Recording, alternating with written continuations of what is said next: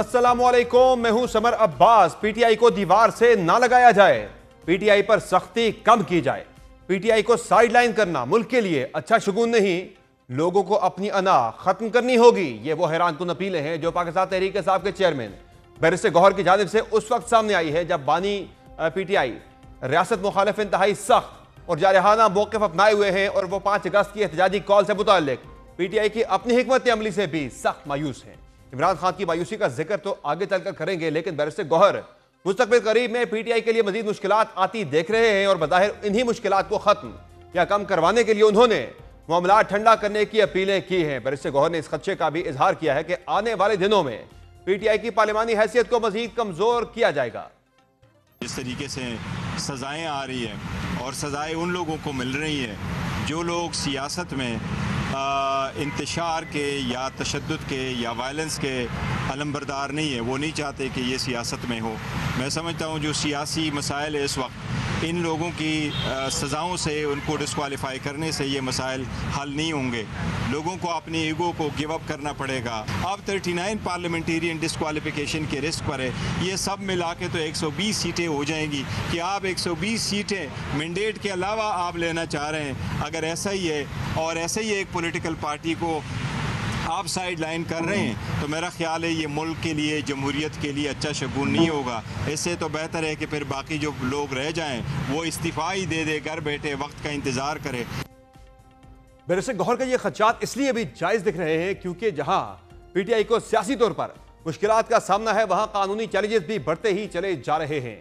हालिया दिनों में 9 मई मुकदमात से मुतालिक आने वाले फैसलों ने तहरीक इंसाफ के लिए मजीद खतरात पैदा कर दिए हैं। वाज़ेह रहे कि गुज़िश्ता हफ्ते 9 मई से मुतालिक आने वाले फैसलों में पीटीआई की सीनियर क़यादत जैसे कि doctor Yasmin Rashid, Ejaz Chaudhry, Mian Mahmood Rashid, opposition leader Punjab assembly Malik Ahmad Bhachar को सजाएं सुनाई गई थी और अब इसी तनाजुर में एक और नई कानूनी जंग छिड़ती दिख रही है क्योंकि लाहौर के 9 मई मुकदमात में जमानत मनसूखी के मामले पर इमरान खान ने सुप्रीम कोर्ट जाने का फैसला किया है। सुप्रीम कोर्ट में दरखास्त दायर करने के लिए अलीमा खान ने इंसदाद दहशतगर्दी अदालत रावलपिंडी में दरखास्त दायर की, जिसमें कहा गया कि इमरान खान से वकालतनामे दस्तखत करवाने हैं जिसमें जेल इंतजामिया रुकावट पैदा कर रही है।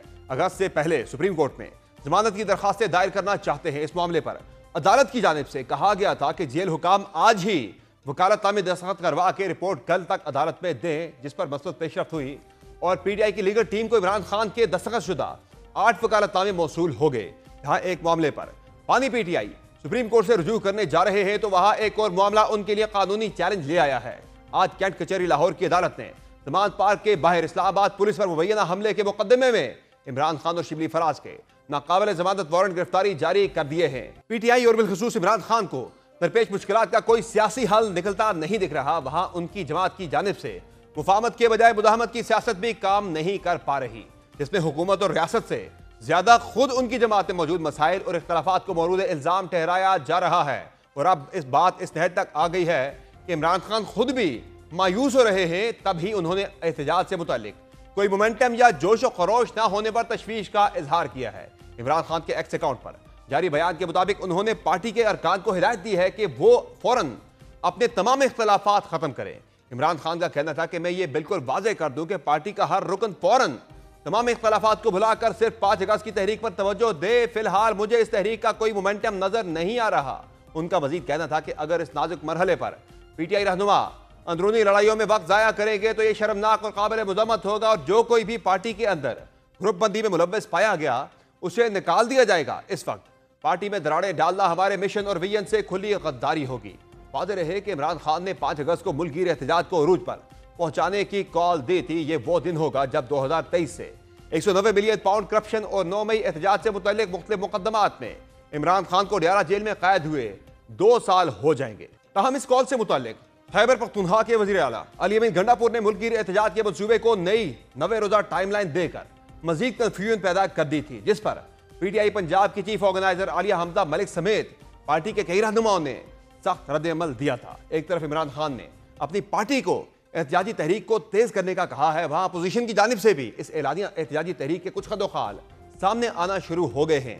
इस एहतजाजी तहरीक का पहला मरहला 31 जुलाई से शुरू हो रहा है, जब अपोजिशन इत्तेहाद तहरीक तहफ़्फ़ुज़ आईन पाकिस्तान के प्लेटफॉर्म से 2 रोज़ा ऑल पार्टीज कॉन्फ्रेंस होने जा रही है और इसी कॉन्फ्रेंस में होने वाले फैसले आइंदा का लाया अमल तय करेंगे। अपोजिशन की इस एहतजाजी तहरीक में इमरान खान के बेटों की मुमकिना आमद ने भी सस्पेंस पैदा कर रखा है। गो के सुलेमान और कासिम खान की पाकिस्तान आमद से मुतालिक ताहाल कोई तारीख या प्लान तो सामने नहीं आया, लेकिन हालिया दिनों में उनकी अमेरिका में होने वाली अहम मुलाकातों ने इस मुतालिक सनसनी जरूर पैदा की है।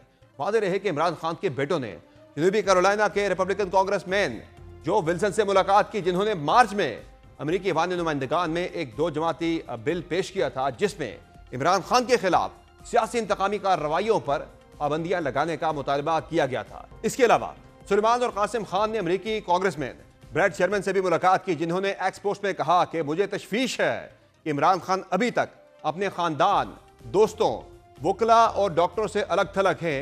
उनके बेटों ने बताया कि उनकी जिस्मानी सेहत भी खराब हो सकती है। पाकिस्तानी अवाम इस बात की मुस्तहिक है कि उनके रहनुमाओं के साथ कानून के मुताबिक मुनसिफाना सलूक हो।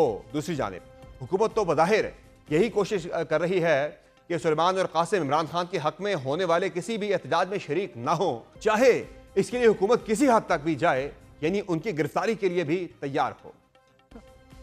यह कहना जितना आसान है, ऐसा करना शायद इतना आसान ना हो, क्योंकि इमरान खान के बच्चों के अलावा बतौर बरतानवी शहरी भी सुलेमान और कासिम पर हाथ डालना शायद इतना आसान ना हो।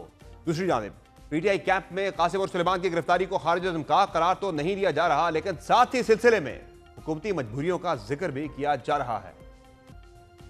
इन तमाम मामलों पर मजीद बात करेंगे। प्रोग्राम में ज्वाइन किया है पाकिस्तान तहरीक इंसाफ के मरकजी सेक्रेटरी इत्तलात शेख वकास अकरम ने। बहुत शुक्रिया शेख वकास अकरम साहब, आपने प्रोग्राम में ज्वाइन किया। ये बताएगा कि वो तहरीक जिसने 5 अगस्त को अपने नुक्ता अरूज तक पहुंचना था, वो तहरीक अभी तक उसका मोमेंटम क्यों नहीं बन पाया, और कब से ये तहरीक आप शुरू कर रहे हैं?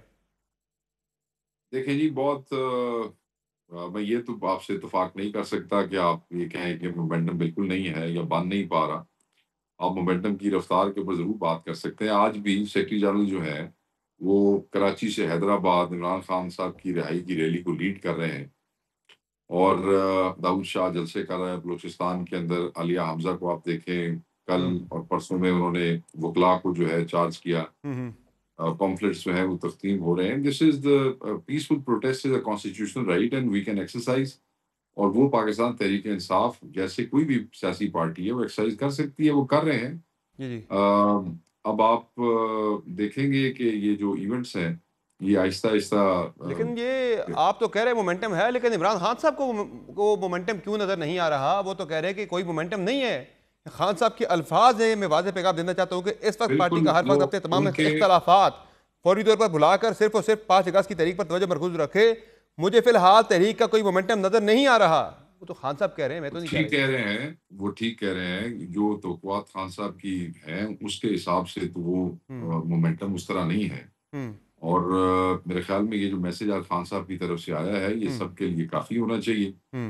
और जो जो ज़िले सदूर हैं, जो जो एमपीज़ एमएनए जिनके पास मरकज़ या सूबों की जिम्मेदारियां नहीं है, वो अपने अपने हलकों के अंदर जो उनको उनके सूबाई सदूर लाएमल दे रहे हैं, वो उसके ऊपर अमल करेंगे, उनको करना चाहिए। और ये मैसेज जो है उसके लिए मेरे ख्याल में काफ़ी होना चाहिए। तो ये खान साहब ने तो पार्टी में इख्तलाफात की बात भी की है। शेख वकास अकरम साहब वो कह रहे हैं पार्टी में इख्तलाफात को खत्म किया जाए। वो कह रहे ये हाँ, वो कह रहे हैं मेरे मकसद और वीएन को नुकसान पहुंचाने के मुतरादिफ है ये। तो ये कौन कर रहा है पार्टी में? क्या ये डिलिबरेटली हो रहा है या? देखें इसमें बहुत से हमारे लोग जो खान साहब ने बेसिकली यूनिटी के ऊपर जोर दिया है। कोई भी इवेंट या कोई भी तहरीक तब तक कामयाब नहीं हो सकती जब तक उसमें यूनिटी ना हो। जब उसमें मुख्तलिफ किस्म की आवाजें उठें तो वो इवेंट्स को डिस्टर्ब करती हैं, और खान साहब उसी की तरफ इशारा कर रहे थे। एंड राइटली सेड, खान साहब बिल्कुल ठीक कहते हैं। नहीं, खान साहब ने यूनिटी के साथ खान साहब ने ग्रुप बंदी की बात की है। वो ग्रुप बंदी की बात करें पार्टी में जिसने ग्रुप बंदी की उसे पार्टी से निकाल दूंगा। वो सरजनिश कर रहे हैं पार्टी के अंदर ग्रुप बंदी करने वालों की। तो ये कौन लोग हैं जो नुकसान पहुंचा रहे हैं पार्टी को और खान साहब के वीएन को? देखिए जी, मैं ये समझता हूँ कि बहैसियत information secretary of the party, अब आप मुझसे ये तवक्को करें कि मैं लोगों के यहाँ नाम लूँ, तो ये थोड़ा सा आप मेरे से ज्यादा ही तवक्को कर रहे हैं। वो लोग तो पार्टी के, वो खान साहब के बकौल तो वो पार्टी को नुकसान पहुंचा रहे हैं। तो जो भी पार्टी को नुकसान पहुंचाएगा, जब इमरान खान साहब ने कह दिया कि उसको उठा के बाहर फेंक देंगे तो फेंक देंगे, बिल्कुल फेंक देंगे। इमरान खान साहब का हुक्म सारा आंखों के ऊपर है, वो खुद हर चीज को देख रहे होते हैं। और ये वो सिर्फ पार्टी को तकसीम के हवाले से नहीं कह रहे, उन्होंने इससे पिछली दफा जो मैसेज दिया था, अगर आप उस ट्वीट को पढ़ें तो उन्होंने ये भी वाजे कहा कि सोशल मीडिया, इलेक्ट्रॉनिक मीडिया और प्रिंट मीडिया पे जो पार्टी में इख्तलाफात का इजहार से करके तकसीम पैदा करने की कोशिश करेगा, उसको भी मैं अपने हाथ से पार्टी से बाहर निकाल दूंगा। और उसकी सही है। डेफिनेशन मैंने ये की थी कि चाहे छोटे से छोटा रुकन हो या बड़े से बड़ा कारकुन हो या कोई जिम्मेदार हो, मैं ये कि सिर्फ जिम्मेदारान नहीं, नीचे ये कारकुनान भी अगर आपस में सोशल मीडिया पे कोई कोई वो करेगा, तो खान सही है। साहब ने उनको भी मैसेज दिया था कि मैं, वो खान साहब इस बात को पसंद नहीं करते हैं। और अगेन तहरीक के अंदर ये चीजें जो है वो नुकसान का बायस बनती है। वो कायद है, वो हर चीज को देखते हैं और टाइम टू टाइम उन चीजों को पॉइंट आउट करते हैं। तो ये ग्रुप बंदी के होते हुए जब पार्टी के अंदर कुछ लोग एक दूसरे को गिराने के चक्कर में लगे हैं, वो कैसे आप इस एक कामयाब तहरीक चला सकते हैं? जाहिर है पहले भी इस तरह के मसायद पार्टी के अंदर देखे गए हैं, तो अब की बार ऐसा क्या होगा कि आप अपने अहदाफ हासिल भी कर लेंगे, ग्रुप बंदी भी खत्म कर लेंगे? देखें, खान के मैसेजेस जिन लोगों के लिए थे उन लोगों तक पहुंच गए, जिन लोगों के थ्रू गए थे उन्होंने वहां पहुंचा दिए। अब उनके लिए खान का मैसेज ही काफी है, नहीं होंगे तो तारीख बन जाएंगे, हिस्ट्री हो जाएंगे, फारिग हो जाएंगे, फेंक दिए जाएंगे। यानी ट्वीट के एक अलावा तरह स्पेसिफिकली भी आप कह रहे हैं कि जो बंदे ग्रुप बंदी कर रहे थे, खान साहब ने डायरेक्टली उनको पैगाम भी पहुंचा दिया है? डायरेक्टली से मुराद ये है कि जो पैगामात होते हैं वो जो कंसर्न लोगों के लिए होते हैं वो चले जाते हैं और फिर बाद में ट्वीट हो जाते हैं। सही है। सही हो गया। तो ये बताएं कि अब तहरीक के वाले से फिर क्या प्लान है, कब तक ये तहरीक शुरू कर रहे हैं? क्योंकि 5 अगस्त को इस तहरीक ने नुक्ता अरूज तक पहुंचना है और दिन बड़े थोड़े रह गए मैंने हैं। आज आपको कहा ना कि आज सेक्रेटरी जनरल पाकिस्तान तहरीक इंसाफ कराची से हैदराबाद एक बहुत बड़ी रैली को लीड कर रहे हैं। हम्म। आपके साथ हम उनकी वीडियोस भी शेयर कर देंगे। माशाल्लाह वाज वेल अटेंडेड, अच्छी पार्टिसिपेशन थी उसके अंदर। दाऊद शाह क्वेटा में, बलोचिस्तान में मुख्तलिफ इलाकों में जलसे कर रहा है। आलिया हमजा बाजारों से लेके लाहौर हाई कोर्ट के उसमें कन्वेंशन लॉयर्स की की उन्होंने, तो चीजें चल रही हैं। बट आप ये भी देखें ना, आप क्यों भूल गए हैं? आप हमसे ये बातें कर रहे हैं, जी।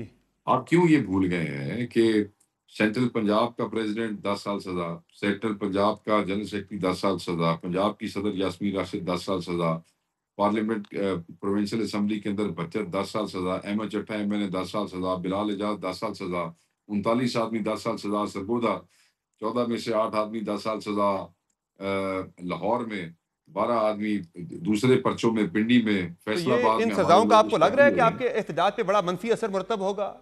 देखें, हम तो ये समझते हैं कि जो नाहक सजाएं हैं, जाली फैब्रिकेटेड केसेस हैं, ये सजाएं जो हैं ये देने वालों को समझना चाहिए कि काउंटर प्रोडक्टिव होंगी। हम्म। इससे तो फिर शिद्दत एहतजाज में और वो आ सकती है। वो लोग अपना कॉन्स्टिट्यूशनल पीसफुल एहतजाज करेंगे, मगर उसका साइज बड़ा हो जाएगा, क्योंकि आप जितना दुख किसी को पहुंचाते हैं, जितनी तकलीफ पहुंचाते हैं, जितना जुल्म करते हैं, लोग उतनी ही शिद्दत से एहतजाज करते हैं।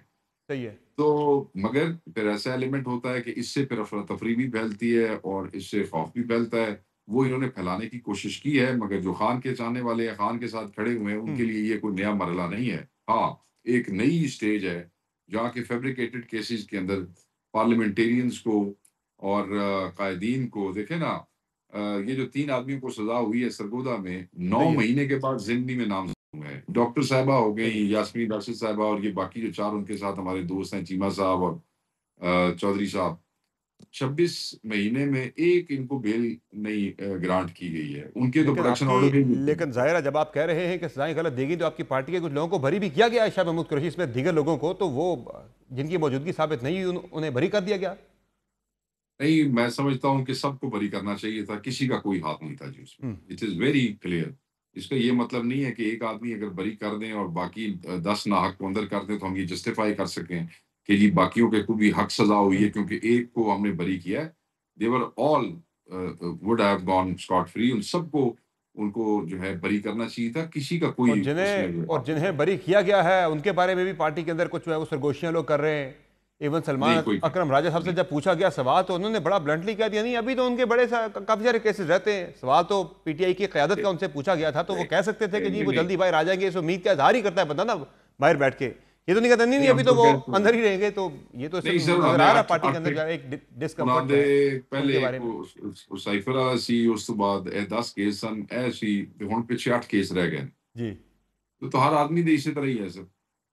तो जब भी पूछा जाता है आपसे इमरान खान के बारे में, पार्टी का हर बंदा ये जानते हुए भी कि अभी उनकी रिहाई बहुत दूर है, लेकिन वो कहते नहीं हम पूरी उम्मीद है कि बहुत जल्द खान साहब रिहा हो जाएंगे। लेकिन शाह महमूद कुरैशी के बारे में भी वाइस चेयरमैन है पार्टी के, कहा जा सकता था कि जल्द बाहर आ जाएंगे, लेकिन नहीं अभी तो उनके 8 केस हैं। सलमान अकरम राजा साहब का इस तरह से ब्लंट जवाब देना, तो ये तो कुछ और ही बता रहा है। और जिस ਵੇਲੇ ਤੁਹਾਡੇ ਨਾਲ मतलब है कि वो सच करिए ਤੁਸੀਂ ਉਸ ਤੇ ਵੀ ਨਹੀਂ ਖਲੋਂਦੇ ਹੋ, ਜਿਸ ਲਈ ਤੁਹਾਨੂੰ ਕੋਈ ਹੋਪ ਵਾਲੀ ਗੱਲ ਕਰੀਏ ਤੁਸੀਂ ਉਹ ਕਹਿੰਦੇ ਹੋ ਕਿ ਹਕਾਇਕ ਇਹ ਨੇ, ਤੇ ਕਿਸੇ ਇੱਕ ਜਗ੍ਹਾ ਤੇ खड़े हो जाओ ਤੁਸੀਂ भी। नहीं, मैं अपनी बात तो नहीं कर रहा, आपकी पार्टी के अंदर ज़ाहिर है इस पे काफी सरगोशी हो नहीं रही सर, है कोई कि ये क्या कोई नहीं है मामला सर, है एक कि शाह बंदा महमूद कुरैशी सर एक के आदमी ऊपर जो है वो बड़ा शक का आदमी इजहार है, कर रहा है, वो उसके बेचारा बाद जेल काट के आज भी शक हाँ की जद में है।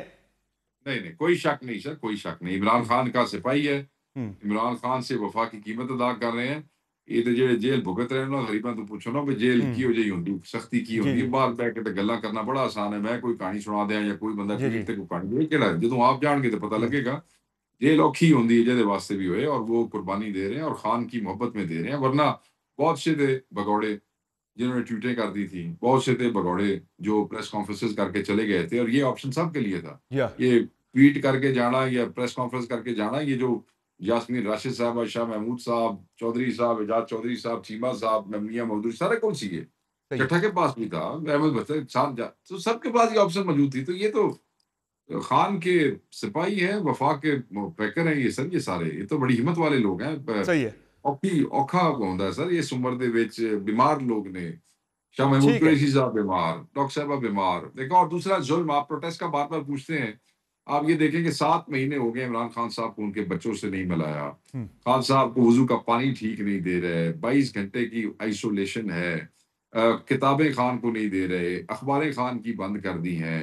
वो नया जेलर लेके आए हैं इसी काम के लिए, उस जेलर ने आके जो हुकूमत तो है डिनाई वो कर रही है, वो तो कह रही है ऐसा कुछ भी नहीं है। वो कह रहे हैं कि वो जो जेल के मुताबिक, मैनुअल के मुताबिक उन्हें जो सहूलियात हैं वो मिल रही हैं सारी, पंजाब हुकूमत की तरफ से। इस पे मैं वजाहत ते आई। हुकूमत मैं ते हुकूमत को ही कहांगा भी पंजाबी कहते हैं सही, चिट्टे कूड़े ने। सही। असद शेख साहब ये बताएं कि पंजाब के अंदर मोमेंटम कैसे बनाएंगे, वहाँ क्या करने जा रहे हैं? एक कोई मीनार पाकिस्तान पे जलसे के बारे से भी कोई प्लानिंग हो रही है, कोई दरखास्त आप देना चाह रहे हैं या चलिए, आलिया हमजा साहिबा पंजाब को लीड कर रही हैं जी, एंड ऑब्वियसली ये जो सजाएं हो रही हैं और जो बंदे उठाए जाते हैं लिस्टों के मुताबिक हर मोबिलाइजेशन से पहले, उसकी वजह से I think she is keeping her cards to her, और वो उन्होंने चले जिलों वो तो में चले हैं, लोगों लेकिन की। मीनार पाकिस्तान पे जलसे का कोई प्लान सामने आ रहा है तहरीक साहब की जानिब से 5 तारीख को, है ऐसा कोई प्लान? सर मेरे इल्म में ऐसी चीज अभी तक नहीं है। जब तक ऑफिशियली मुझे पंजाब की चीफ ऑर्गेनाइजर इतला नहीं देंगी, मैं आपको सही। कोई चीज कंफर्म नहीं करूंगा सर। अच्छा, ये बताएं कि एक तरफ जो है इमरान खान साहब बड़ी सख्त तनकीद कर रहे हैं, बल्कि बहुत ही सख्त जुबान वो इस्तेमाल कर रहे हैं इदारों के बारे में और हुकूमत के बारे में, लेकिन साथ ही साथ उसी हुकूमती सेटअप से आपके पार्टी चेयरमैन बैरिस्टर गौहर साहब जो हैं वो उनसे स्पेस मांग रहे हैं, वो उनसे जो है वो कह रहे हैं हीलिंग टच की वो उनसे दरखास्त कर रहे हैं। तो ये क्या, ये बड़ा तजाद नहीं है कि पार्टी के जो बानी चेयरमैन है वो कुछ और बात कर रहे हैं, पार्टी के जो एग्जिस्टिंग चेयरमैन है वो जो है वो उनसे रिक्वेस्टें कर रहे हैं, जनाब के जरा हाथ होला रखो। देखिए सर, एक्टिंग चेयरमैन और इमरान खान साहब का जो जज्बा है और जो इमोशंस हैं, और या वो तो एक बराबर नहीं हो सकती ना। वो सजा में है, उनके साथ जुल्म हो रहा है, उनके साथ जबर हो रहा है, हम्म, उनके साथ ह्यूमन राइट्स वायलेशंस, टॉर्चर का लफ्ज उन्होंने इस्तेमाल किया, हम्म, वो हो रहा है। तो ऑब्वियसली एक आदमी जो चट्टान बन के खड़ा है सारे जुल्म के सामने, उसके, और वो कायद है पाकिस्तान की सबसे बड़ी पार्टी का, तो उसके जज्बात को तो आप नहीं कंपेयर कर सकते किसी और जज्बात के साथ। At the end of the day Gaur साहब भी बात यही कर रहे होंगे कि मामलात जो हैं वो ख़त्म होने चाहिए, नाहक केसेस ख़त्म होने चाहिए, और ये रियासत के लिए, मुल्क के लिए बेहतर है कि ये मामलात ख़त्म हो जाए। तो वो भी हर आदमी की अपनी तबीयत के मुताबिक बंदे चीज़ों को पुट करते हैं। Eight the end of the day ground realities what तो ये ही बता रही है कि ना खान साहब की तरफ से सख्त उनके ट्वीट्स इस तरह के मसाइल का कोई हल है, ना बैरिस्टर गौहर साहब की तरफ से जो है वो मिन्नत समाजत मसाइल का हल है। सर देखें, अगर हम आप लोगों बल्कि के फॉर्मूले पे चलें ना सर, इससे तो अगर चीजें हम ज्यादा मजीद जो है वो एग्रीवेट होंगी जो खान साहब ने एक अगर टर्म हम सर पकड़ी ये है। आप कोई भी सियासी जमात, आप टीवी पे एंकर्स हमारे जो भाई हैं, इनके मशवरा सवालों पे मैंने चलें तो तो कोई इसका मशवरा नहीं मतलब दिया आपको, मैंने तो मशवरा कोई नहीं सुनते दिया आपको, सर मैं तो अपना एनालिसिस सुनते आपके सामने रख रहा लो हूँ। सुनते लो एनालिसिस जी तुसी जी। ले लो, मेरी गल भी सुन लो। तो फिर तो अगर हम इस बात से घबराएं, हम्म, या खान साहब इस बात से घबराएं, तो फिर लफ्ज रेजिस्टेंस को आप दुनिया की डिक्शनरीज में से निकाल दें। फिर सही तो है। लफ्ज होना ही नहीं चाहिए रेजिस्टेंस। फिर तो stand up for the right जो है वो खत्म हो जाना चाहिए, तो फिर तो और निकाल बैरिस्टर देते हैं। गौहर साहब जो है वो अपने कुछ पार्टी अरकान के अरकान असम्बली की नाअहली का खदशा भी जाहिर कर रहे हैं, ज़रा कुछ हो भी गया, कुछ मजीद भी होने वाला है। इस तरफ अगर मामला जाता है, उन्होंने इशारा तो दिया कि शायद फिर हम भी असम्बलियों से निकल जाएं, तो है ऐसी कोई कंसिडरेशन कि अगर सजाएं होती हैं इस पैमाने पर, आपके लोग नाअहल होते हैं, तो फिर असम्बलियों से निकल जाएंगे आप? सर उसका फैसला इमरान खान साहब कर सकते हैं, जब हुक्म देंगे पार्टी सजाएं में हो या ऐसी ना कोई हो। पार्टी में ऐसी कोई डिस्कशन है फिलहाल? सो फार तो अभी को फॉर्मल लेवल पे नहीं है, इनफॉर्मल अगर चिट चैट कहीं हो रही है तो I think hmm. That is not worth mentioning. और खान साहब के बेटों के बारे में बताइएगा कि आप पार्टी के सेक्रेटरी इत्तलात हैं, ज़ाहिर आप दिन बड़े थोड़े रह गए हैं। खान साहब के बेटे 11 दिन बाद आपकी तहरीक नुक्ता अरूज पर पहुंचनी है, आ रहे हैं पाकिस्तान या नहीं आ रहे? सर पहली गल तो यह है कि असी कभी भी नहीं किया सी कि उन्होंने 5 तारीख को आके लीड करना है। Hmm. Never. Number one. Number two, America से वो उनका वो ट्रिप खत्म हो गया, they have gone back. Number three, Aleema Khan साहब से ही हमें ये खबर मिली थी, क्योंकि फैमिली की खबरें हमें उधर से ही मिलती हैं, हम उनको डायरेक्ट वो नहीं करते हैं। तो अभी तक उनके पाकिस्तान आने के हवाले से कोई डेट हमें नहीं दी गई है। हाँ, जब वो आएंगे तो अपने वालिद साहब से उनकी मुलाकात, उनका पहला वो होगा। उसके बाद वो खान साहब के बच्चे हैं, अगर वो डिसाइड करते हैं किसी चीज़ को लीड करना तो पार्टी उनके साथ खड़ी होगी। यानी अभी तो उनके इसमें तो आने के कोई हवाले से भी कुछ हतमी नहीं है कि वो आ भी रहे हैं या नहीं आ रहे, नहीं, और पार्टी जब इस वाले से अभी नहीं तक लाइल्म है। नहीं नहीं, जब तक वो डेट नहीं देंगे तो मैं आपको अपने से तो डेट नहीं दे सकता हूँ। वो कोई डेट नहीं बताएंगे तो मैं नहीं, आपको एक तो बताऊंगा ना डेट सर। देना है ना, एक होता है इरादा कि वो आ रहे हैं, चले डेट उसके नहीं, बाद इरादा तो बताई अलीमा जाएगी। खान साहिबा ने कहा था कि वो आ रहे हैं, वो तो सही अलीमा है। खान साहिबा ने कहा था, मगर मेरे पास डेट नहीं। सही है, अभी ऐसा कुछ फाइनल नहीं है कि वो आ रहे हैं जी सर। नहीं आ रहे, आ रहे हैं तो कब आ रहे हैं। बहुत शुक्रिया आपका शेख वकास अकरम साहब, आपने प्रोग्राम में ज्वाइन किया। नाज़रीन, आपने गुफ्तगू मुलाहिज़ा की शेख वकास अकरम साहब की, जिनका कहना है कि अभी इस बारे से कोई हतमी बात नहीं की जा सकती कि खान साहब के बेटे पाकिस्तान कब आ रहे हैं, आना भी है या नहीं आना। इसके साथ साथ उन्होंने ये भी कहा है कि तहरीक जो है वो शुरू हो चुकी है और ग्रेजुअली ये तहरीक जो है वो अपने नुक्ता अरूज की तरफ जाएगी, जिसका खान साहब ने कहा था। प्रोग्राम में एक मुख्तर ब्रेक लेंगे, ब्रेक से वापस आएंगे, तजिए शामिल करेंगे। सियासी माहौल किस तरफ जाएगा, क्या तलखी मजीद बढ़ेगी या अब हुकूमत एक आखिरी कोशिश करेगी कि मुफाहमत के जरिए मसाइल हल कर लिए जाएँ, और अगर ये मुज़ामत ही होती है तो ये मुल्की सियासत को, मुल्की हालात को किस तरफ लेकर जा सकती है। बात करेंगे ब्रेक के बाद, हमारे साथ रहिएगा।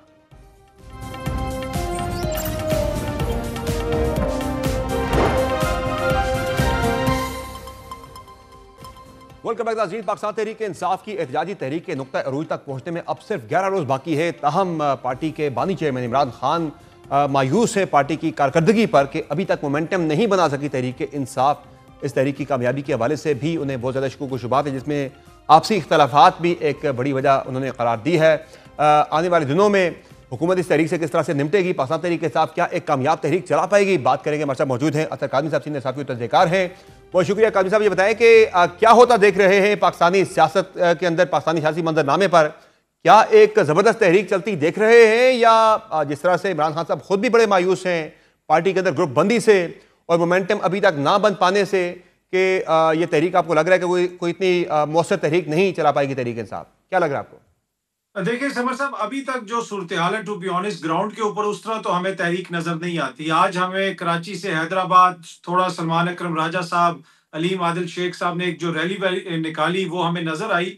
लेकिन एक ऐसा बड़ा एहतजाज जिसके नतीजे में हुकूमत के ऊपर दबाव पड़े और खान साहब कह रहे हैं कि वो जेल से इसको लीड करेंगे और 5 तारीख की वो पीक, टू बी ऑनेस्ट उस तरह का कोई एहतजाज, हमें उस तरह की कोई हिकमत अमली अभी तक वाज़े तौर पे सामने नजर नहीं आ रही। ज्यादा मसरूफियत लगता है कि जमात की सेनेट के इलेक्शंस के हवाले से रही और आपस के जो इख्तलाफात हैं वो भी उभर के सामने आए। तो इसमें तो कोई दो राय नहीं कि फिलहाल आज की तारीख तक मुझे तो वो पीक कोई बड़ी होती हुई, उस तरह बड़ा कोई एहतजाज होता हुआ नजर नहीं आ रहा। एक तो ज़ाहिर आपने पार्टी की कुछ मसरूफियात का जिक्र भी किया, सदर इंतखाबात और बाकी चीज़ों का। वैसे आपको लग क्या रहा है, क्या इसकी असल वजह क्या है इसके पीछे?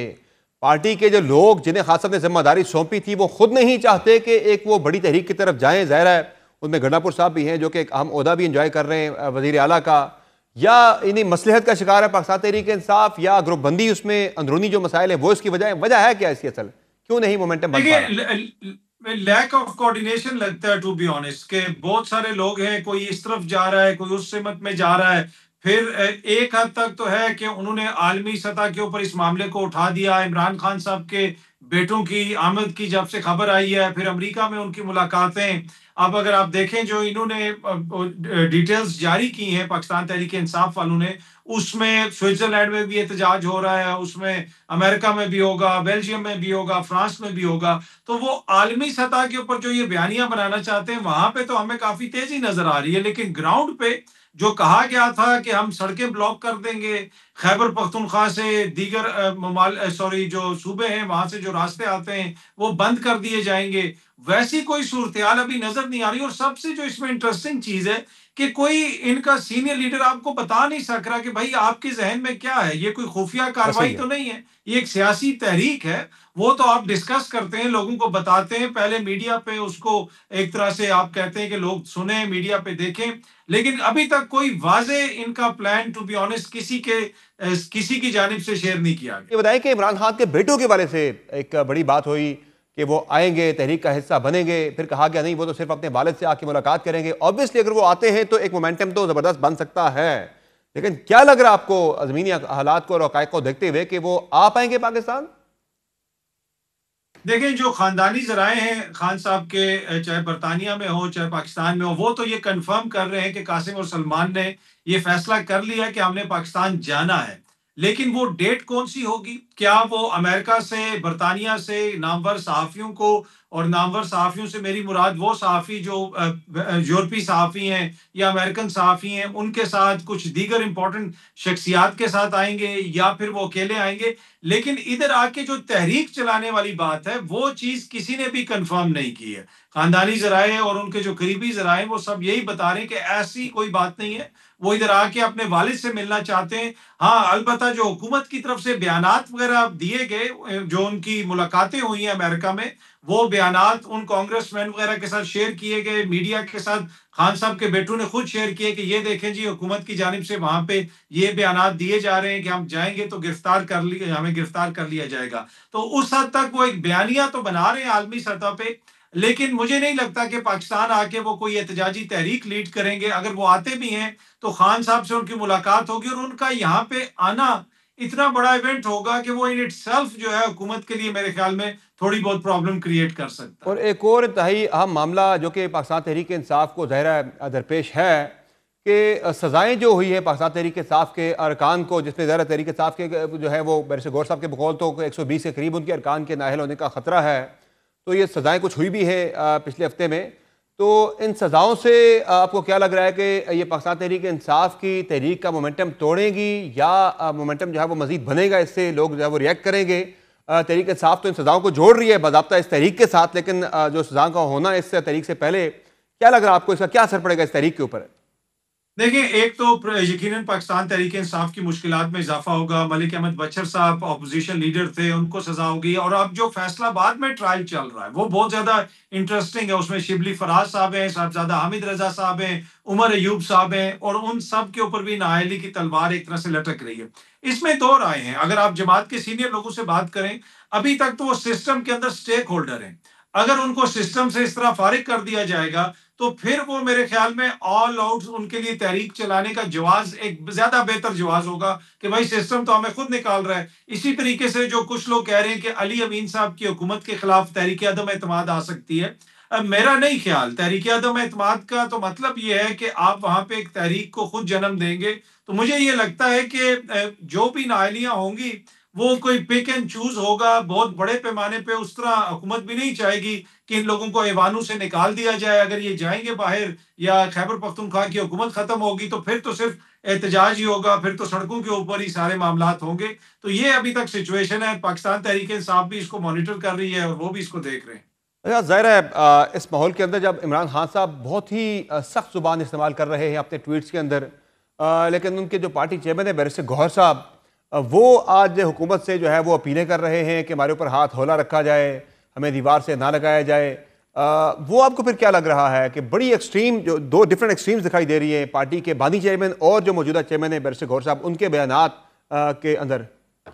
कुछ अर्सा पहले मुझे खुद बैरिस्टर गौहर ने ये चीज कंफर्म की थी कि हमारे इस्टेब्लिशमेंट से राब्ते हैं और हम कोशिश कर रहे हैं कि कोई हल निकले। तो मेरे ख्याल में जो बैरिस्टर गौहर साहब का लहजा है, उनके जो अल्फाज हैं, वो बुनियादी तौर पे उस चीज का मजहर है, उस चीज की अक्कासी करते हैं कि उनकी कहीं ना कहीं कोई एंगेजमेंट हो रही है, या फिर उनकी ख्वाहिश है कि उस एंगेजमेंट को आगे बढ़ाया जाए और उसके जरिए खान साहब को कोई रिलीफ लेके दिया जाए। बहुत शुक्रिया अतर काज़मी साहब, आपने अपना तज्जिया शेयर किया। नाज़रीन, प्राइम में एक मुख्तर ब्रेक लेंगे, ब्रेक से वापस आएंगे, बात करेंगे गजा की सूरत हाल की, जहां मौत और खौफ के साथ भूख के साए हैं, लेकिन साथ साथ कुछ अहम इंटरनेशनल डेवलपमेंट्स भी हुई हैं। इस पर बात करेंगे ब्रेक के बाद। हमारे साथ रहिए।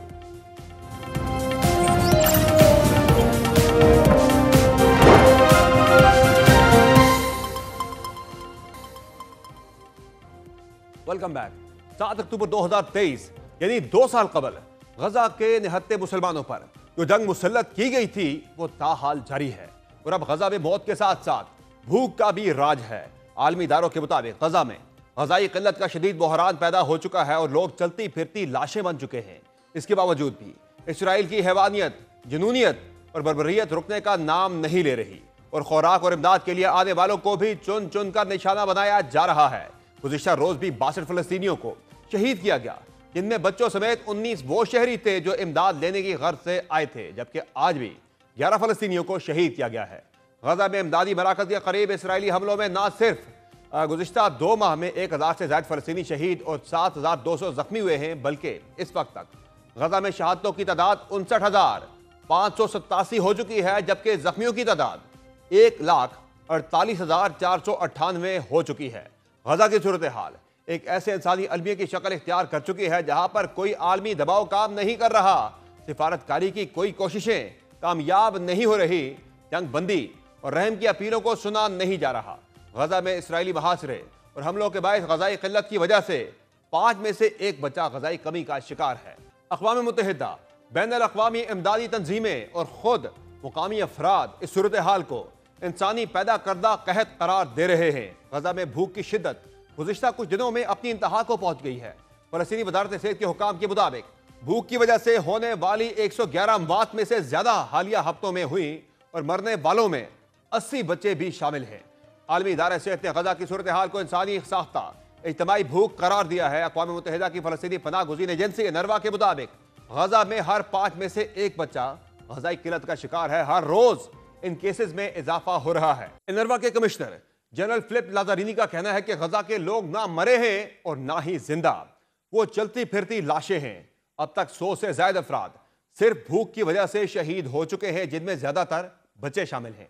बरतानवी फलाही इदारे से वाबस्ता एक डॉक्टर ने कहा कि गजा कहत के करीब नहीं बल्कि कहत ज़दा हो चुका है। गजा में मौजूद आलमी नशरियाती इदारों ने इसराइली मुहासरे के बायस पैदा होने वाली भूख और कहत पर शदीद तशवीश का इजहार करते हुए कहा है कि अब वहां सहाफ़ी गोलियों से नहीं बल्कि भूख से मर रहे हैं। बरतानवी अखबार द गार्डियन के मुताबिक AFP, AP, BBC और रॉयटर्स समेत कई आलमी मीडिया इदारों ने मुश्तरका बयान में कहा है कि गजा में सहाफ़ी खुराक ना मिलने की वजह से फाका कशी का शिकार हो चुके हैं और वो अपने अहले खाना के लिए भी खाने का बंदोबस्त करने के काबिल नहीं रहे। बयान में कहा गया है कि ये वही सहाफ़ी है जो गुज़िश्ता कई महीनों से मैदान जंग से रिपोर्टिंग कर रहे हैं और दुनिया को गजा की हकीकी हालात और सूरत हाल से बाखबर रख रहे हैं, लेकिन अब खुद जिंदगी और मौत की कशमकश में मुब्तला हैं।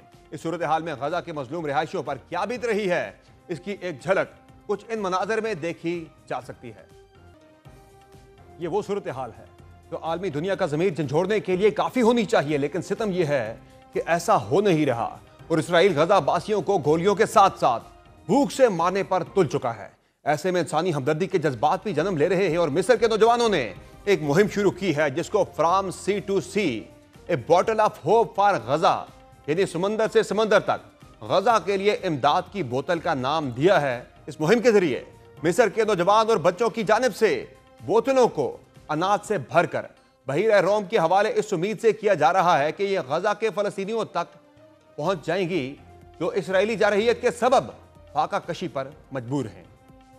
वो के बाजी करीब तक तो गजा की सूरत हाल पर आलमी बरादरी खामोश तमाशाई का किरदार निभाती आई है, ताहम अब यह इंसानी अलमिया इतना संगीन हो चुका है और मगरबी ममालिक में अवामी दबाव भी इतना बढ़ चुका है कि वहां की हुकूमतें फलस्तीनियों के हक और इसराइली मुखालफत में आवाजें उठाने लगी हैं। गुज़िश्ता रोज इस मुतालिक एक हैरानकुन और बज़ाहिर इनकलाबी कदम सामने आया जब फ्रांस ने फलस्तीनी रियासत को तस्लीम करने का ऐलान कर दिया। फ्रांसीसी सदर इमानुएल मैक्रोन ने इस फैसले का बाज़ाब्ता इलाज सितंबर में अक़वाम मुत्तहिदा की जनरल असम्बली के इजलास से अपने खिताब में करने का इंदिया दिया है।